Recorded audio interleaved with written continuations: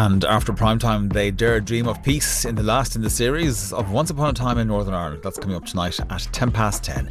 Now, though, here on One, we join Charlie Volon in the newsroom.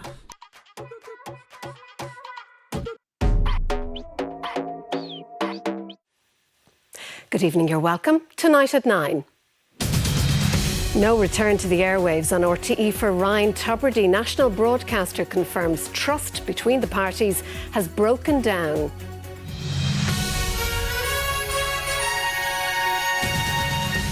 $550 deaths attributed to adverse incidents in the health service last year, says HSE.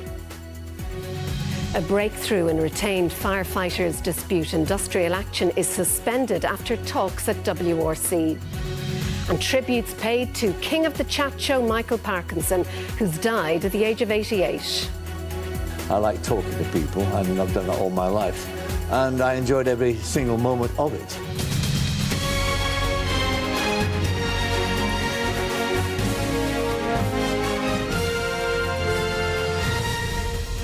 RTE has confirmed that Ryan Tubridy will not be returning to work at the national broadcaster. In an email to staff, the Director General, Kevin Backhurst, said he had decided not to continue with contract negotiations due to a breakdown in trust. RTE's top presenter has been off air since the controversy over the under-declaration of his salary was first revealed in June. Well, let's cross over now to Tommy Meskel of our political staff. Tommy, what happened?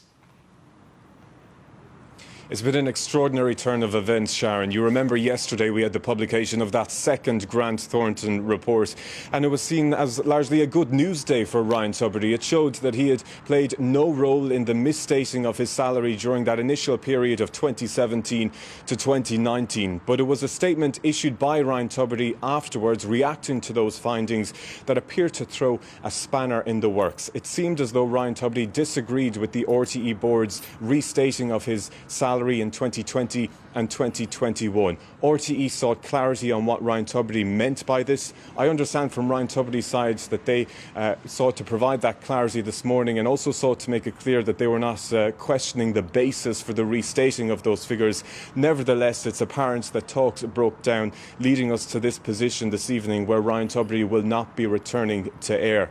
I think it's fair to say, Sharon, that negotiations around Ryan Tubridy's return to Radio 1 appeared to be progressing well. In an email to staff this evening, the Director General, Kevin Backhurst, told employees that he had entered into those talks in good faith with the hope that Ryan Tubridy would return to Radio 1. Ryan Tubridy himself also wanted to return to his radio programme, but negotiations have now ended. Kevin Backhurst citing a breakdown in trust. I think it's a disappointing outcome for both sides. Ryan Tubridy is seen as one of the country's most popular broadcasters, and whilst he may be gone from RTE for now, the focus on RTE will likely continue. There are a number of reviews that are still underway. Oireachtas committees looking into the governance of the organisation. The Media Minister, Catherine Martin, reacting this evening, saying that she would like to see RTE refocus on efforts to restore trust and confidence with the public. Tommy, thank you. Well, DG Kevin Backhurst joins us now in studio. You're welcome, Mr. Backhurst. So a breakdown in trust. Does this all boil down to that statement issued last night, this difference of interpretation over these so-called Renault payments? It doesn't boil down to the statement alone. I think part of the discussions throughout with me and Ryan Tubridy have been about the need to take responsibility on both sides. And, RTE has taken responsibility, has borne the vast majority of responsibility for what went wrong here. But I also felt it was important that Ryan himself owned a certain amount of responsibility for this, and we had some discussions about that, and that was important. So just to be clear, the Ryan Tubridy position is that these three Renault payments were separate and external to his RTE earnings. Is that the position? Well, I think the statement yesterday muddied the waters somewhat, and I think it's really important that Grant Thornton and the RTE board restated the earnings correctly for those years. And I don't think it helps to undermine that. We need to all accept the restated earnings. That is the fact of it. And we need to accept that. And we need to actually address the problems that threw up and not start questioning those. I just wonder, though, is it a little bit petty, Mr. Backhurst, in circumstances where you will acknowledge the really serious corporate governance lapses lie with RTE, and in circumstances where, as you say yourself, the fundamentals of this contract were all but agreed? Yeah, I like to think it's not petty. I mean, I obviously thought very seriously about this, and I spent a great deal of time over the last few weeks in negotiations with Ryan.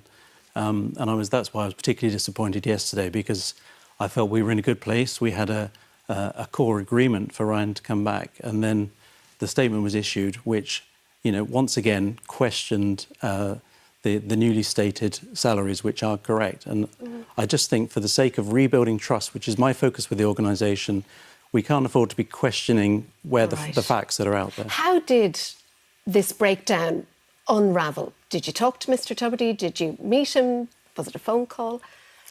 Well, I've met him. I've met him and spoken to him several times over the last few weeks. But since last night? Since last night, I spoke to him this evening to tell him about my decision.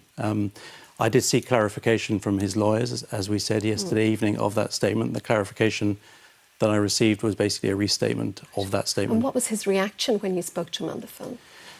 He was, I would say, he was shocked and disappointed. It was a difficult conversation, and I've always got on well with Ryan, but I took this decision because I have to be able to focus on rebuilding trust in this organisation, and I felt this was becoming a distraction. You've paid tribute to Mr. Tubridy and his very obvious broadcasting skills. How does it feel to lose your top presenter within weeks of taking office?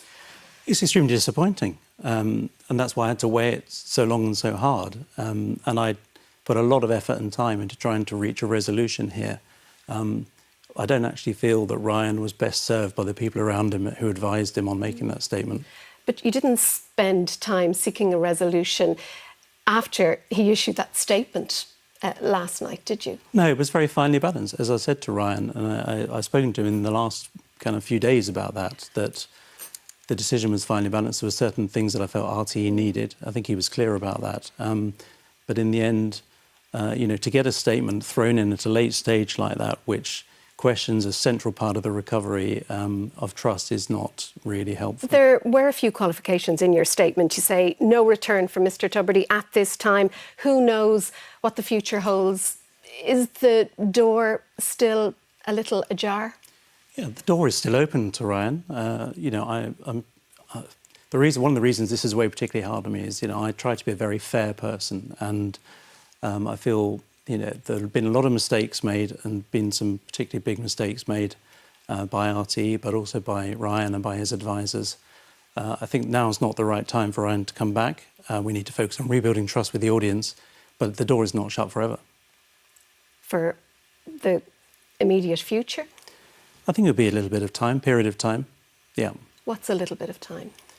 Well, I don't want to put a time scale on it, because then people will start asking me in 3 weeks or 3 months or whatever. I need to focus on the other things that I and the leadership team need to do to restore trust in this organisation with audiences, with politicians and with staff, and that's what I'm going to do. All right. Kevin Backhurst, thanks for talking to us on the 9 o'clock news.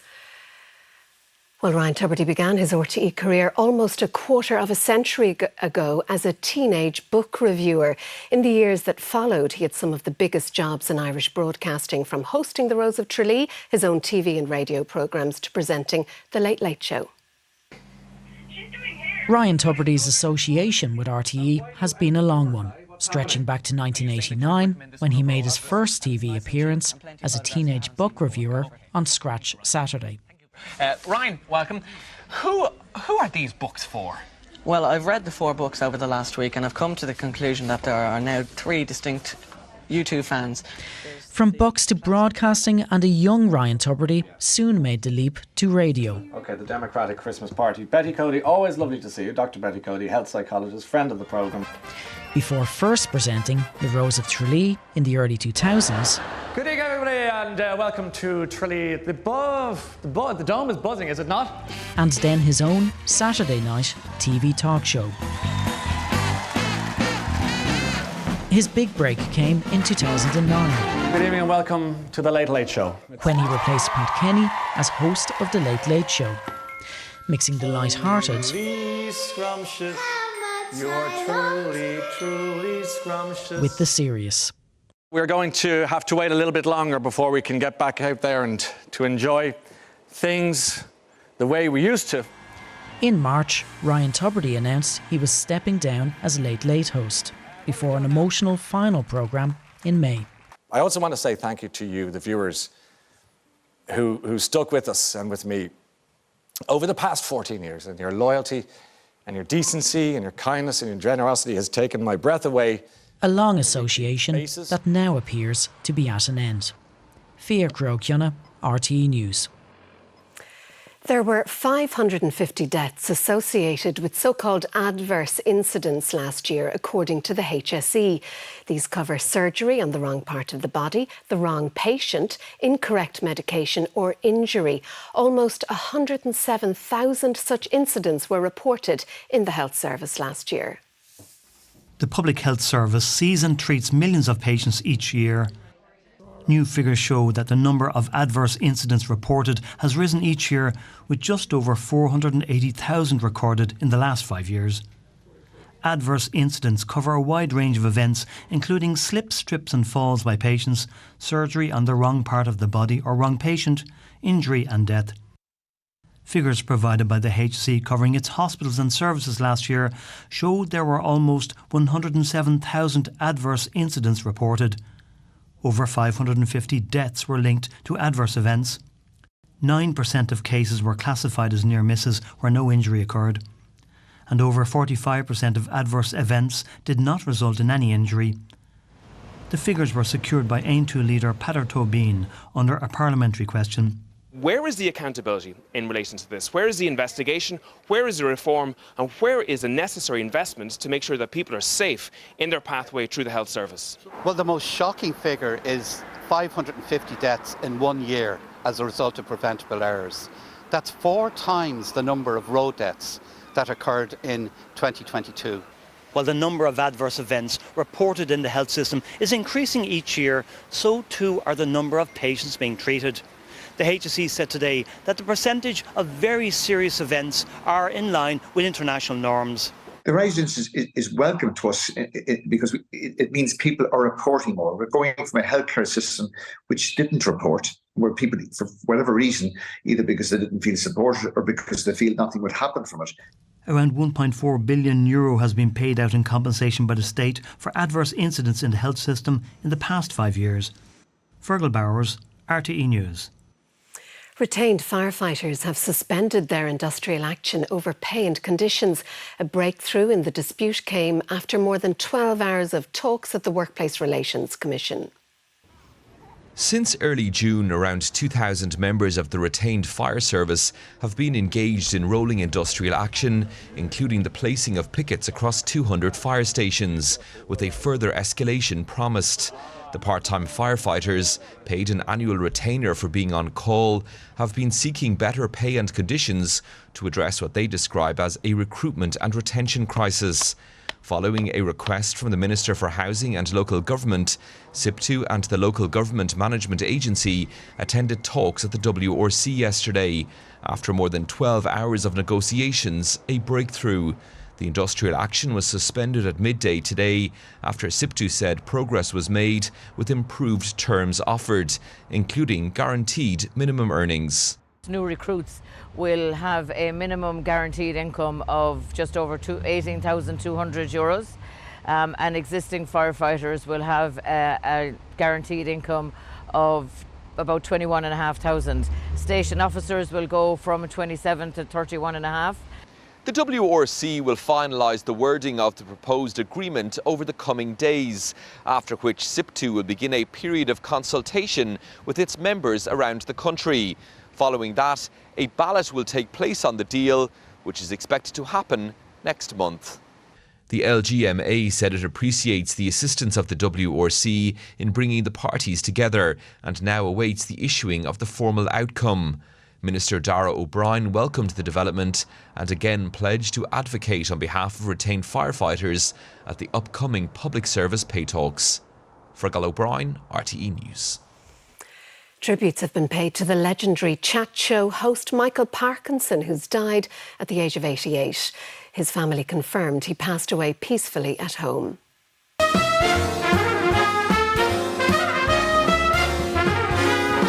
King of the chat show, Michael Parkinson, has taken his final bow. Sorry I can't be with you live. In fact, I've now to make my sort of announcement to you on film. A proud northerner, Parkinson left school aged 16, dreaming initially of becoming a cricketer before turning to local newspaper journalism. After moving into current affairs in the late 1960s, he came into his own with the eponymous chat show on the BBC in 1971. I was sympathising with you before because you said you had a bit of a bad throat tonight. That's true, yes. One's cutting. Parkinson ran initially for 11 years, during which he interviewed some of the biggest stars. He said his favourite was Muhammad Ali. You're a crowd puller, and Frazier's not, is he? Why is that? Well, number one, he's ugly. The 80s proved a difficult decade before a BBC comeback, first with highlights of his interviews, then a second run of Parkinson in 1998, eventually interviewing some 2,000 guests. I love comedians because I think they do the most dangerous job in the world. Stephen Fry remembered his first appearance on the show as impossibly thrilling, saying the genius of Parky was that unlike most people, he was always 100% himself, on camera and off. In 2008, he received a knighthood, saying he never thought it would happen. And I didn't go looking for it at all because I thought, I wasn't the type to get a knighthood, but I've got one and I'm delighted. The presenter revealed he was receiving treatment for prostate cancer in 2013, but that he got the all clear 2 years later. A statement said he passed away peacefully last night in the company of his family. I like people, and I've done that all my life, and I enjoyed every single moment of it. Juliette Gash, RTE News. A 14-year-old girl has died after being struck by a car in Limerick City last night. The incident happened shortly after 11:30 in the Bank Place area of the city. Separately, an 8-year-old boy has died in hospital after he was struck by a car while cycling in Cork at the weekend. It happened at a pedestrian crossing on the Cork Road into Carrigaline shortly after 9 on Saturday morning. Still to come on the 9 o'clock news, race against time. Wildfires force thousands to flee Canadian city of Yellowknife. And Lotto winner brings whiskey making back to Belfast after 90 years.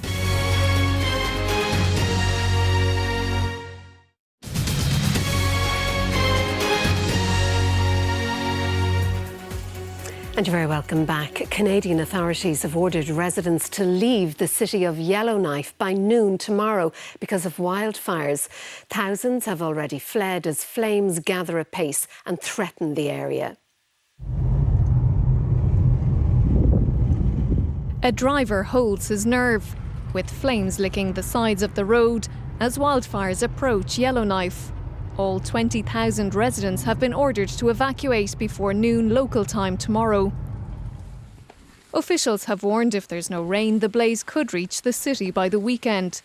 Yellowknife, capital city of the Northwest Territories, accounts for half the population of the vast and sparsely populated territories, where more than 200 fires are active.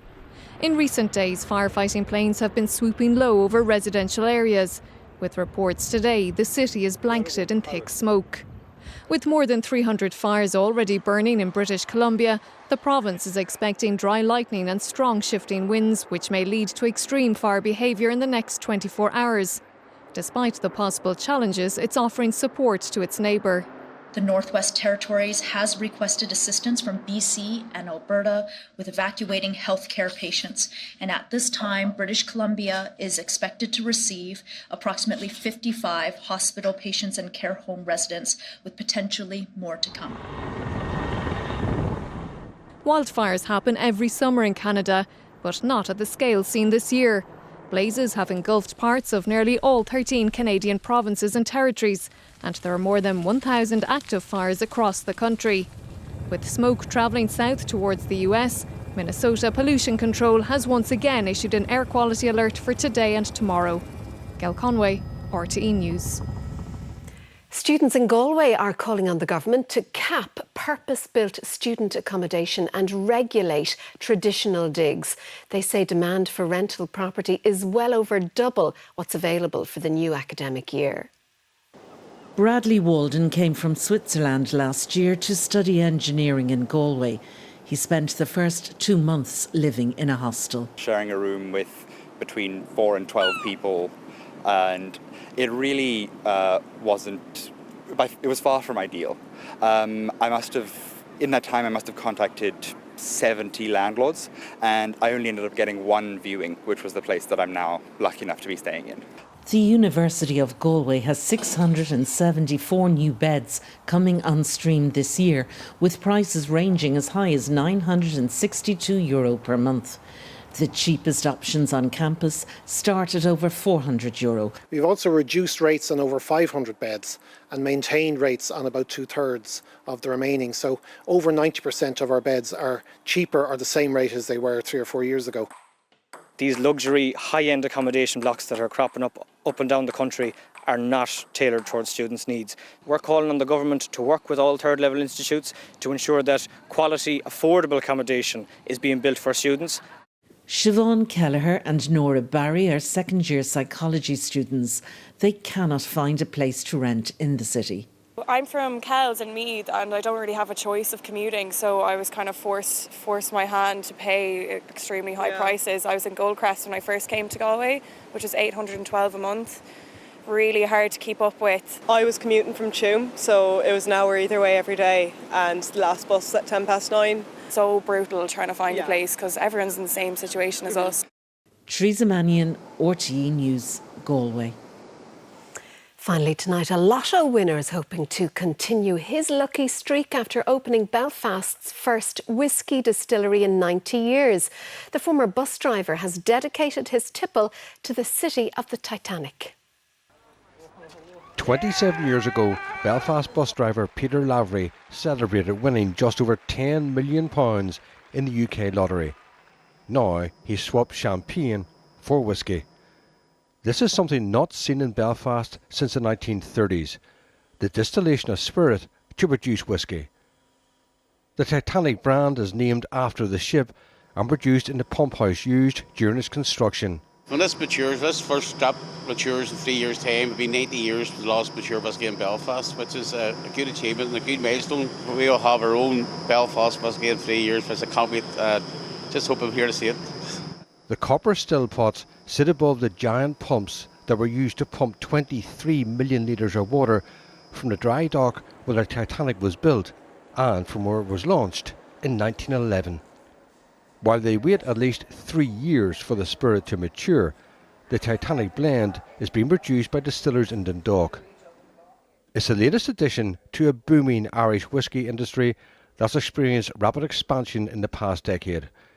This Belfast shop and museum showcases many of the brands, and its tasting room is proving popular for tour groups exploring Ireland's whisky heritage. We have around about 250 different Irish whiskies there's almost 50 distilleries operating in Ireland now, and we try to represent as many of them as we can.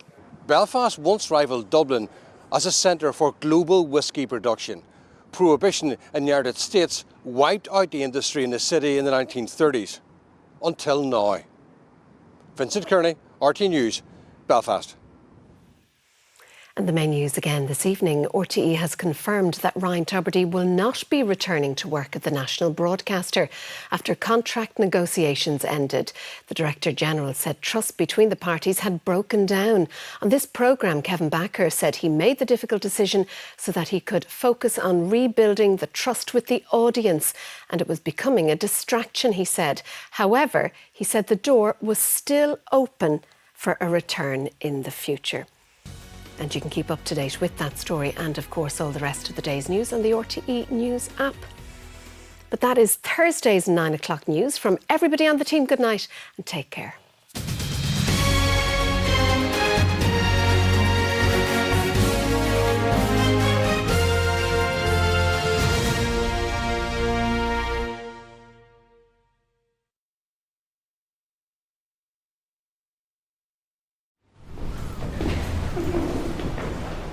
find your way to the very top.